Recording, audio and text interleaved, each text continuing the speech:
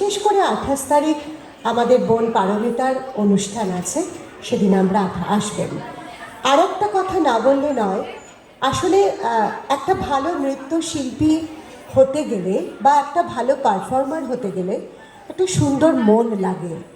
আমি ওর সঙ্গে মিশে, আমার বোন পারমিতার সঙ্গে মিশে যেটা বুঝেছি, ওর মনটা অত্যন্ত সরল এবং সর্বদা ও এত লাভেবল, এত হাসি খুশি থাকে, যেটা ওর একটা স্পিরিট, যেটা ওকে এগিয়ে নিয়ে যায়, যেটা ওর ওই পুরো নটরাজ নৃত্যালয়ের পরিবারকে বেঁধে রাখে।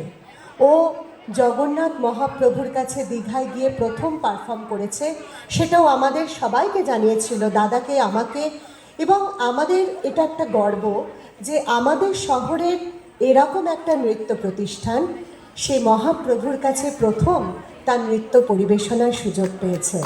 আমরা গর্বিত, আমরা আনন্দিত।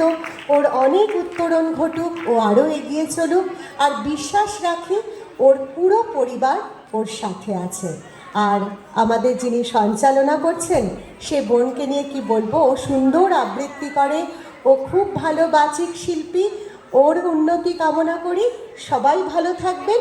এখন আমরা মনে হয় নৃত্য দেখব, সকলের পারফরমেন্স দেখব, আবার দেখা হবে অন্য কোনো মঞ্চে। নমস্কার।